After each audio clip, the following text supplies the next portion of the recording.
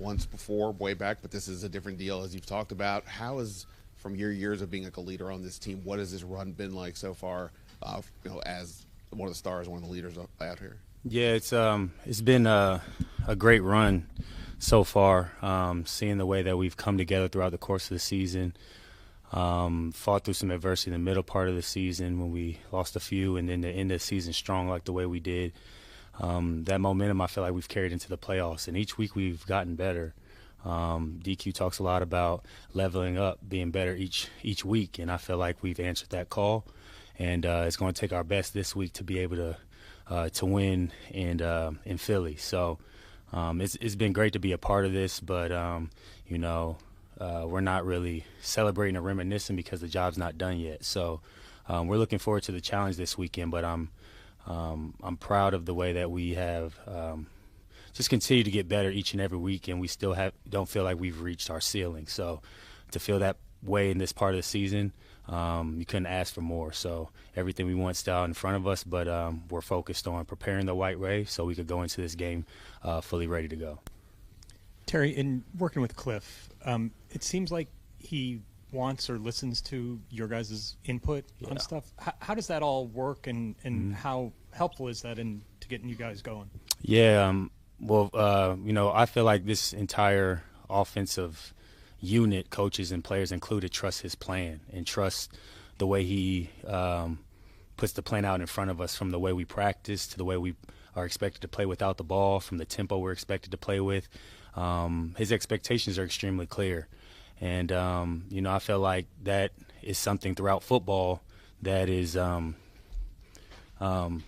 probably preached in all 32 locker rooms, the expectations. But I feel like one of the things that I feel like separates Cliff, that in my experience being in the league so far, is his willingness to communicate with the players, his willingness to be able to ask us what we're seeing out there. What do we feel like can work, not only just during the week, but when we get out there and the bullets are flying.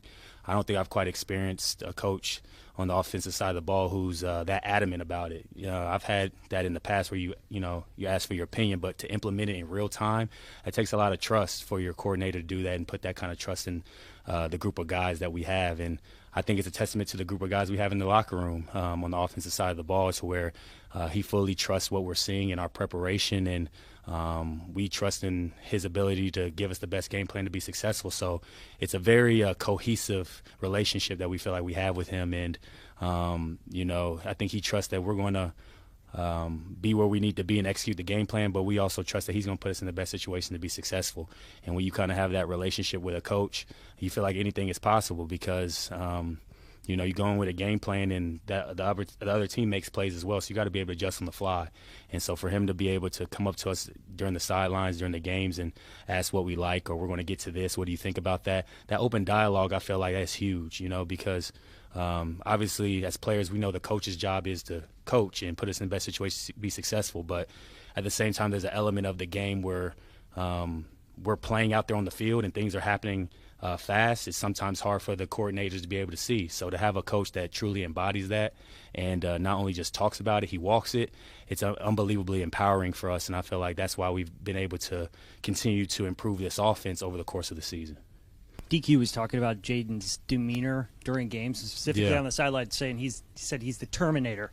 I might crack a smile or something after the game's over. Right. But to have that, do you notice that he stays, doesn't ride the roller coaster of a game, and is it comforting as a receiver to see that? Yeah, I mean, he's locked in from the start of quarter one to the end of quarter four, and I would definitely echo that sentiment. He stays as even keel as a player I've ever been around. I don't try to use that as a cliche, but to have that kind of demeanor as a rookie and then a rookie quarterback is I feel like one of the things that makes him so unique.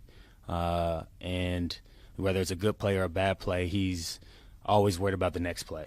And he's worried about how we can execute this next play at the highest possible ability that we have for our offense. And so he's really a great teammate to be around. Again, he goes about his business the right way. He's the ultimate pro as a rookie. He knows what it's like to not only take care of his body, but to put the time and the work in the film study. And his ability to get better each and every week is something that's always blown me away since he's gotten here.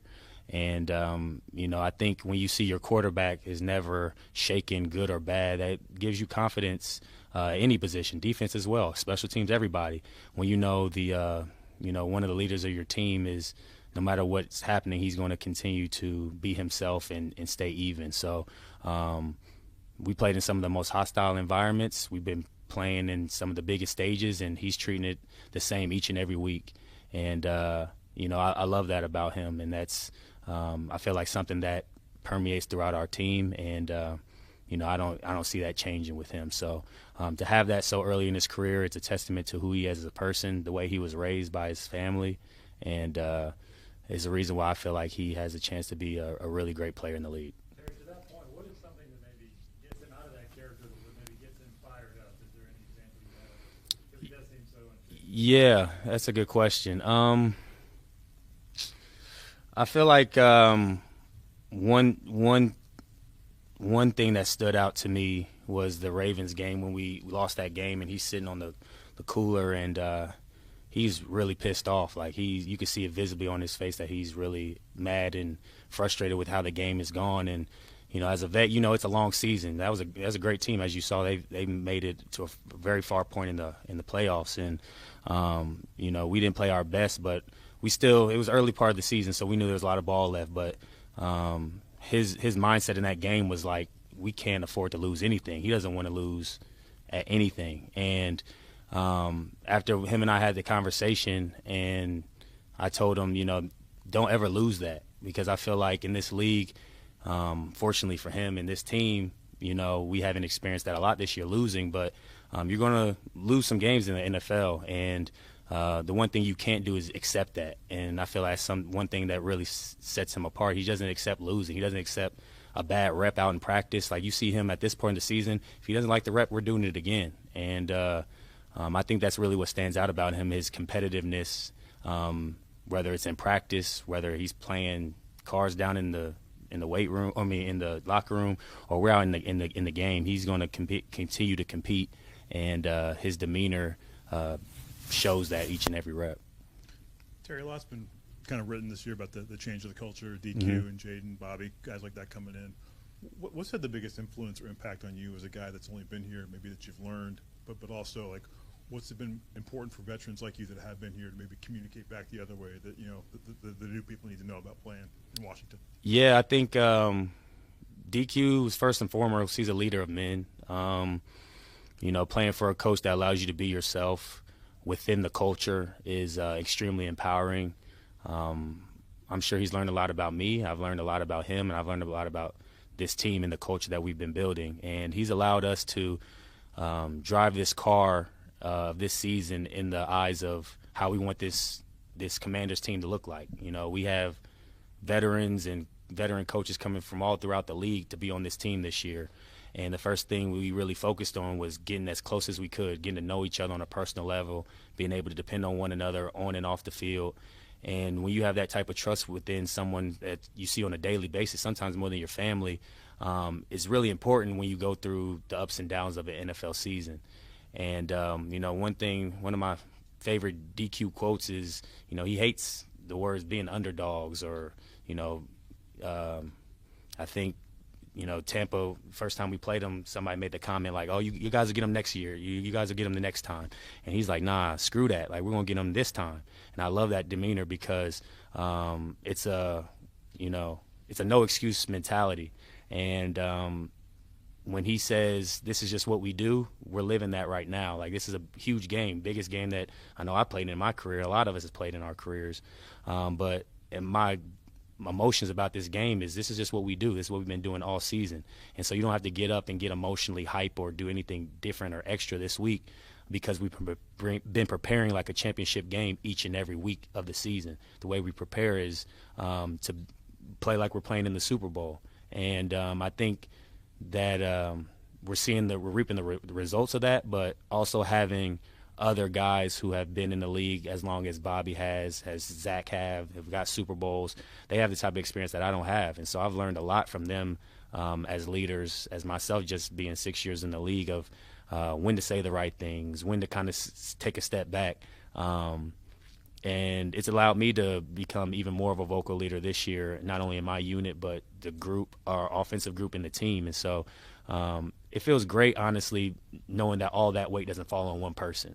I think that's one thing that's different this year, where all the leadership, all the playmaking, all the gotta have it situation moments don't fall on one person, one player, one coach. It's a collective unit that comes together, who are very unselfish, that want to get the job done. And just being dog-ass competitors, man, I think that's something that I love about this culture. That's the first thing that DQ said when he got here. If you're a dog-ass competitor, this is the place for you. And I sat up in my seat and I smiled, because that's what I've been itching for. And to be a part of an entire organization, top to bottom, from ownership down to the players, you can see why the culture has cultivated so quickly, because we've bought into what DQ is saying, and the players have taken ownership, not only coming together and galvanizing, but putting the work in on the field to make sure that we're backing up our words with our actions. Terry, and so kind of along that same lines, very early on in the season, I think even back to OTAs, you all established something called the Commander Standard. Yeah. And so how has that played a factor, that words into action, into where you are right now? Yeah, that's it's a code we live by, you know. It's something that came up in our early part of our season in the spring, and you know, DQ put it into the leaders' hands and told us to come up with something that you could call it a code, a creed, a saying, whatever you want to call it. It's something that we all live by, that we all sign, that we all, no matter if you've been here for 6 years, or you just came in off of free agency or, you know, practice squad, whatever. This is the code that you live by as a commander. And when you hold a standard and you put it in writing, you sign your name to it, you hold yourself accountable to that. And not only you hold yourself accountable to that, the other guys in the locker room are going to hold you accountable to that. And it's really cool to be able to see the words that we put down, and you look at what we wrote back in, what was it, April, March, whenever we wrote it early in the spring, and we're now here in January, and you see all the things that we wrote on that piece of paper are coming to life, and it's the way of life that we approach each and every day coming through the building. So it was cool to be able to come up with something from scratch with a group of guys who didn't really know each other much before this season, but we had a goal of being different and being uncommon than anything this place has ever seen. And for us to put that down on paper and then live by it, anybody can come up here and see all these sayings. Like, we can say anybody, anytime, anywhere, but if you don't live it, like, it doesn't really mean nothing.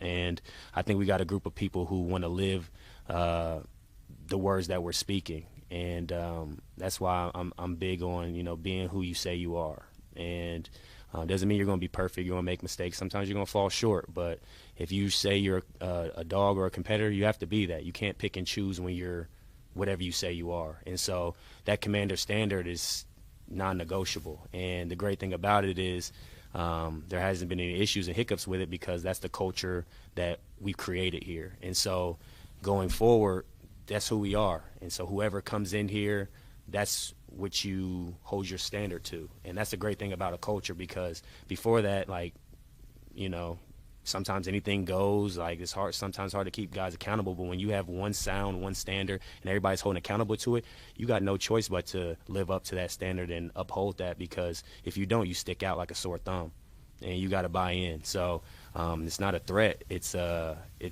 We take that with great pride, because we built that from the ground up, and we're looking forward to building on that.